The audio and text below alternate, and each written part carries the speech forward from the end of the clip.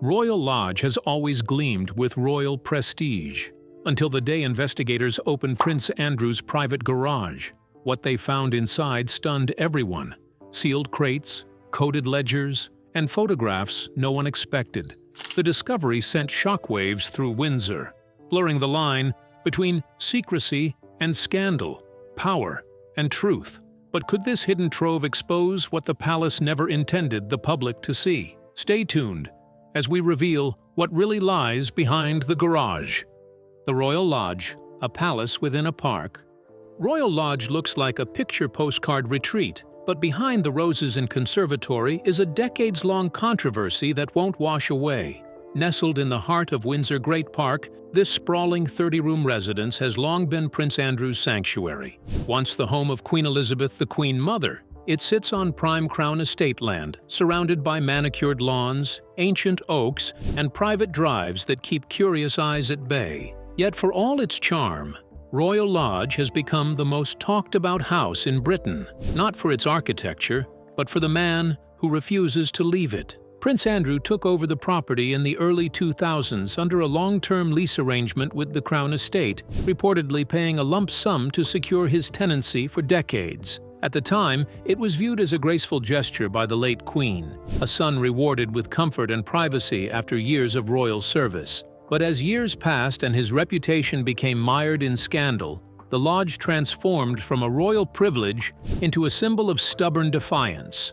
Reports began to surface of expensive renovations, funded partly through private means, and ongoing disputes over maintenance obligations. By 2023, whispers suggested the Duke had fallen behind on upkeep payments and resisted pressure from King Charles to downsize. Inside, Andrew is said to live a reclusive routine: golf rounds in the mornings, quiet dinners in the evenings, and the occasional visit from family or close aides. The residence, however, is far from empty. Servants, gardeners, and security staff maintain the vast property, ensuring every corridor gleams and the expansive gardens remain immaculate. Despite these comforts, public perception shifted sharply. Many questioned why a man stripped of his royal duties continued to occupy such a lavish home when he no longer represented the crown. The tension deepened when Parliament began to raise quiet questions about the Crown Estate's management of leases. As taxpayers indirectly benefit from Crown Estate revenue, calls for transparency grew louder. Commentators argued that Royal Lodge had become a royal relic of entitlement, a place preserved at public expense while its occupant faced ongoing controversy. The issue of ownership, cost, and moral legitimacy turned into a national talking point. Then came the reports, quiet at first, then louder, that Royal Lodge might soon be inspected. Officially, it was described as a routine audit of Crown Estate properties, but insiders whispered otherwise. Persistent rumors claimed that documents connected to Andrew's past associations, financial activities, or even sensitive correspondence might be housed somewhere on the property. The notion that a private royal residence could hold clues to lingering scandals electrified the media. When the vehicles finally rolled past the gates, the mood around Windsor changed. The peaceful lawns, the gentle fountains, the immaculate rose beds, all suddenly looked like the setting of a mystery. Royal Lodge, once a symbol of quiet privilege, was about to reveal what secrets had been hiding behind its closed garage doors. But what will this sudden inspection mean for Prince Andrew? And could the walls of Royal Lodge finally expose more than he's prepared to face? Stay tuned to find out.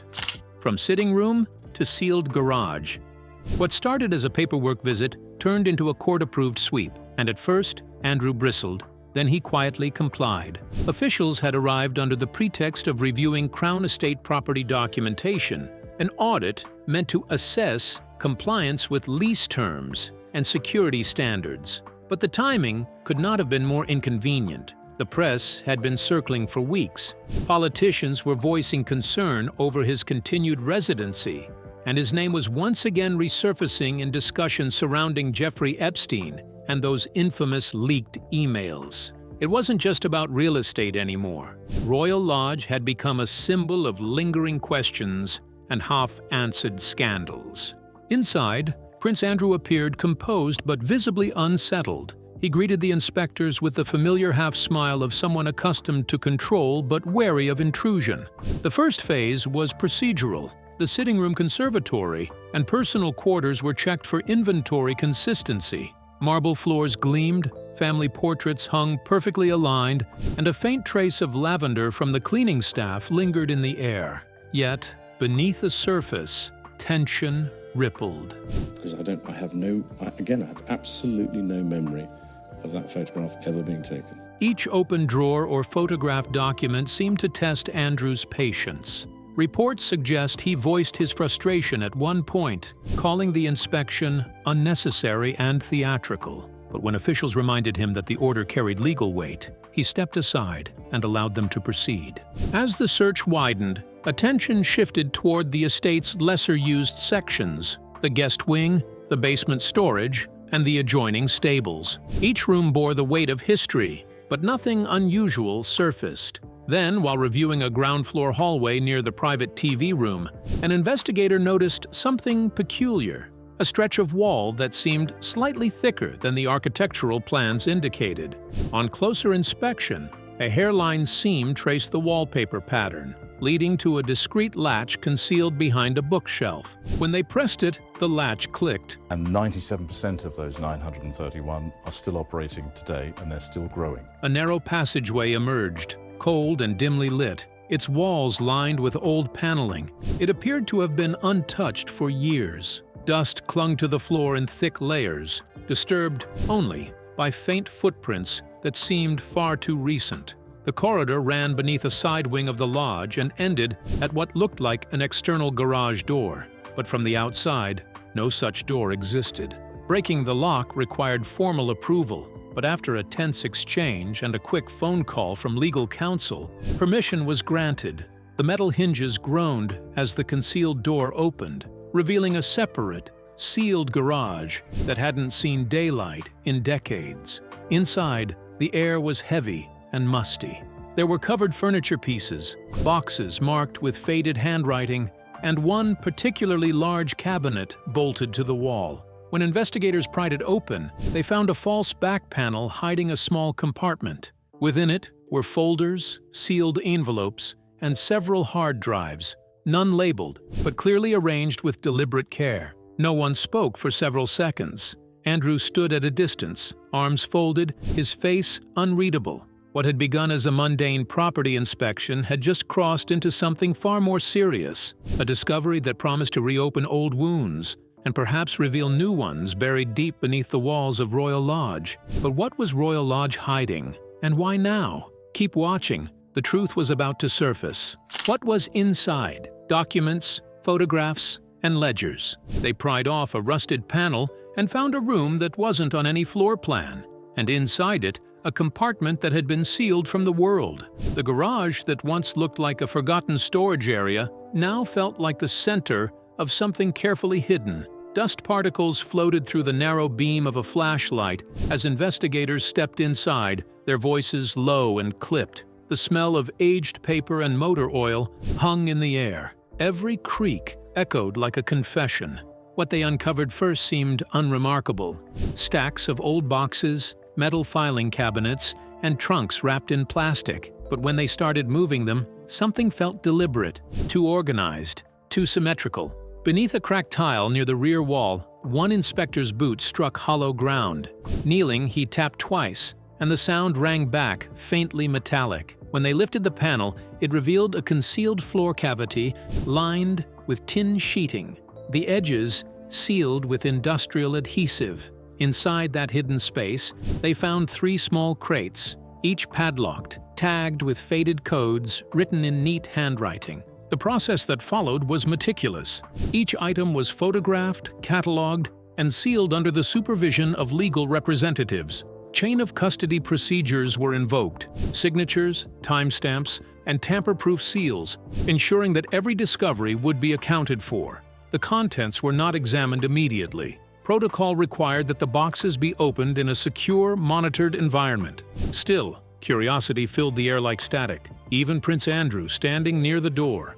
8 or 10 of us, I think, at the dinner. If there was a party, then I'd know nothing about that.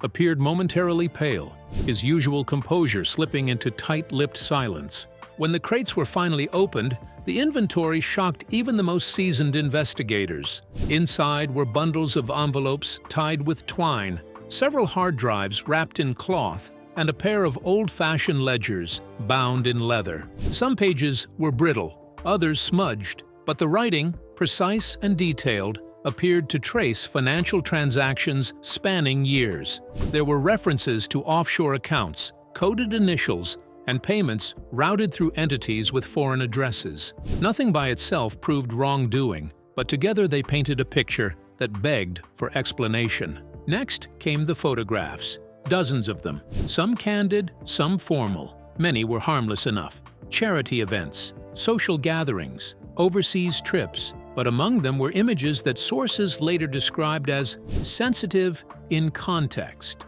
A few were reportedly taken in private settings, raising questions about who had taken them and why they were stored in such secrecy. Each photo was sealed into evidence sleeves, their labels redacted in public reports. For trade and investment, which essentially saw him traveling around the world representing Britain.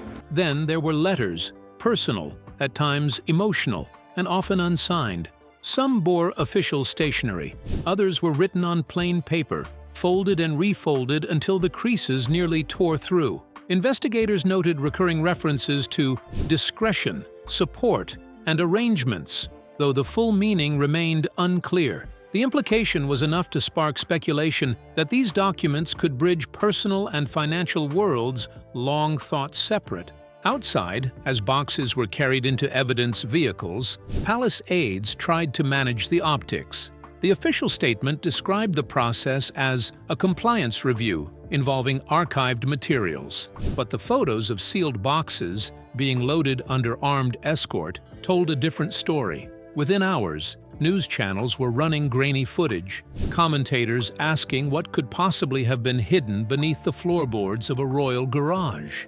Whether these findings were relics of the past or keys to new controversies, no one yet knew. But one fact was undeniable. Something long buried inside Royal Lodge had finally been unearthed, and it was only a matter of time before its contents began to speak. But could what lay in those boxes be the final link between past rumors and present danger? Stay tuned. The answers may upend everything. The Epstein thread. Old contacts. New questions. There's always been a shadow trailing Andrew, and some of what was found in the garage fits right into it. The documents pulled from the sealed compartment painted an unnerving picture, one that seemed to echo names and dates already familiar from years of scandal. Investigators reportedly noticed files labeled only with initials, but among them one folder stood out, a collection of email printouts from 2011, marked Private NYC. Within that pile was a copy of an email that allegedly matched a timeline already known to the public.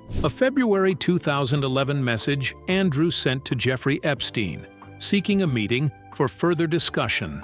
That detail, previously reported in leaked communications, now appeared again in physical form, tucked among handwritten notes and financial references. The link to Epstein had long haunted the Duke of York.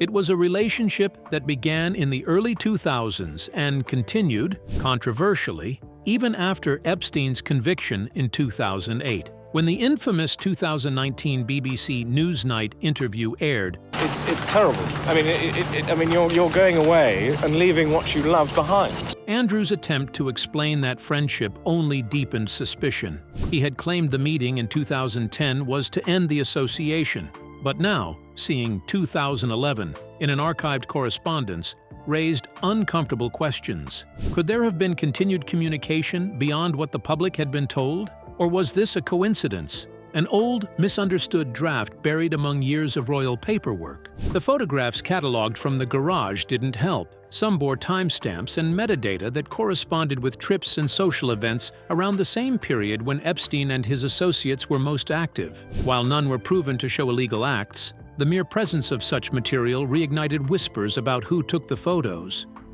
You can, on occasions, get extremely lonely and isolated.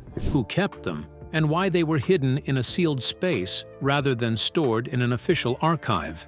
Adding to the intrigue were a set of handwritten notes inside a leather-bound notebook. One page referenced settlement, another mentioned arrangement completed, February 22nd. The handwriting wasn't formally identified, but the date drew immediate attention. 2022, the same year Andrew reached a civil settlement with Virginia Giuffre, who had accused him of sexual abuse connected to Epstein's network. The settlement, reportedly worth millions, was a private arrangement that included no admission of guilt. Still, finding references to that year and those terms among his private papers blurred the line between coincidence and implication. Beyond the legal documents and emails, there were references to charities, property refurbishments, and what appeared to be personal financial ledgers. Several entries included transfers between entities with overseas addresses, some connected to companies previously named in media speculation about foreign deals. Though investigators refused to publicly comment on any correlation, the existence of such ledgers within the same cache as Epstein-related material raised new questions about how far the financial ties may have stretched. In the fictionalized world of this story, these discoveries were enough to ignite a firestorm of speculation. Were these remnants of a long-buried past, or signs of a still-living network of influence and secrecy? The palace's official stance was silence, but as experts pored over the emerging evidence, one truth became impossible to ignore. The lines between royal privilege, private association, and public accountability had never looked so blurred. But could these ledgers be more than records? Clues to something far bigger? Keep watching. The answers are closer than you think. Financial footprints, ledgers, transfers, and unanswered lines. Numbers don't lie, but they do hide, and the ledger in the garage has a lot it won't say. When investigators began decoding the handwritten books recovered from the sealed compartment, they quickly realized this wasn't a casual collection of receipts. Each page carried tidy columns of dates, amounts, and cryptic abbreviations that didn't match standard household or personal expenses. Some entries referenced consultancies, maintenance support, and private contributions, while others listed international destinations alongside bank initials and code words like Emerald, Pacific, and Gatehouse. Nothing about the notation was illegal on its face, but its secrecy raised more questions than answers. The earliest records appeared to trace back to the late 2000s, around the time reports emerged of large refurbishments at Royal Lodge. Several entries lined up eerily close to press accounts of upgrades and renovations, suggesting these ledgers might have been a personal record of how those costs were managed. Yet, rather than referencing clear contractors or UK-based suppliers, many of the payments pointed toward entities in the Caribbean, Eastern Europe, and the Middle East. Some were flagged by investigators as belonging to shell companies, legitimate on paper, but impossible to trace without international cooperation. Among the notations, a few names reappeared, initials KA, CP, and AF, none matching known staff at the lodge. One particularly large transfer was simply marked Kaz Deal Final, referencing what some observers speculated could be a nod to Andrew's past business ties in Kazakhstan.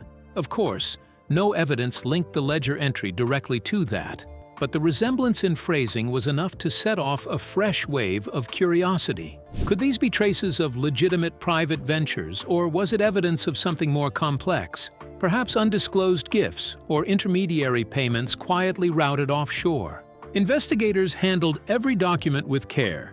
Nothing was declared suspicious yet, but experts called in to advise noted that some patterns resembled known techniques used in money layering, the movement of funds through multiple accounts to obscure their origins.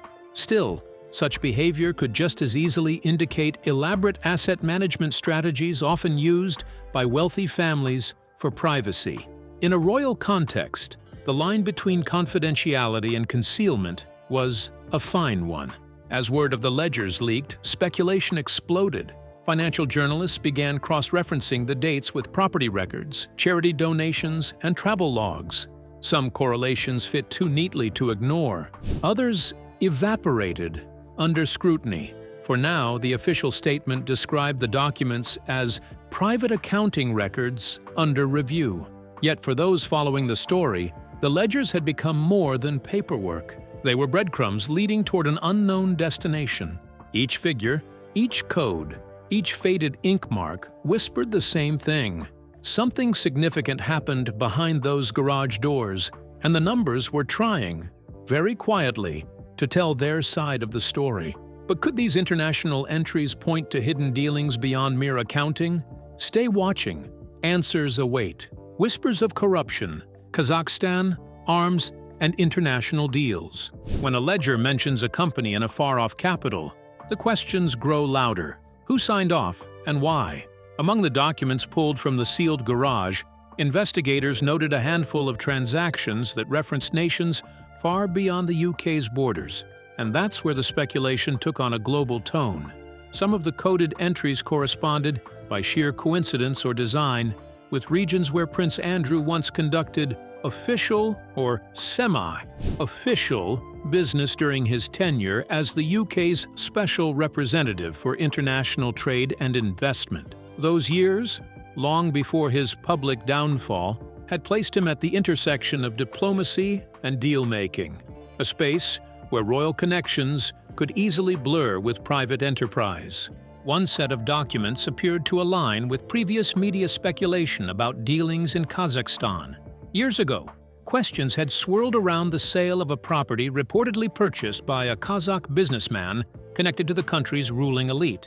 Now the discovery of ledger entries marked Kaz and final reignited old debates. Were these notations referring to legitimate property transactions, or something more opaque, a private arrangement woven into a web of political goodwill and royal privilege?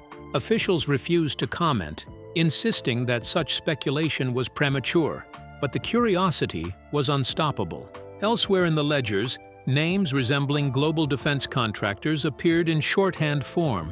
One entry listed arms consult, followed by what looked like a transfer note. In a different context, it could easily mean consultancy work or charitable outreach. Yet, given the Duke's former diplomatic involvement in trade promotion, including meetings with foreign governments about arms exports, the discovery carried an uncomfortable resonance. The palace offered no clarification, merely stating that His Royal Highness's trade activities were conducted transparently under government oversight. The media, however, seized on the symbolism. Headlines began linking the garage findings to long-circulating stories about Andrew's alleged facilitation of business relationships with controversial regimes. Commentators on late-night programs asked if the new discoveries might reopen parliamentary discussions about accountability within royal engagements. Even members of parliament weighed in, suggesting a need for clearer separation between public duty and private enterprise. In truth, none of the material found proved corruption. The records could well represent nothing more than incomplete financial history, personal investments, or misfiled correspondence. But the optics were damaging. Each mysterious reference, each half-erased figure, amplified an old narrative that Prince Andrew's world of influence, privilege, and global connections was far murkier than it ever appeared. So could these cryptic entries spark a political storm in the royal palace? Keep watching. The palace reacts. Lockdown, council, and quiet meetings. Behind velvet curtains, people are already counting the political cost. Once the sealed boxes left Royal Lodge, the tone across the royal and political corridors shifted from curiosity to controlled panic. What had begun as a compliance inspection had turned into a national spectacle. News anchors replayed footage of evidence crates under police escort, while commentators dissected every whispered word about what might be inside. The public demanded answers. Parliament demanded transparency. And in Buckingham Palace, a different kind of storm began to form. According to sources close to royal aides, urgent meetings were convened that same evening.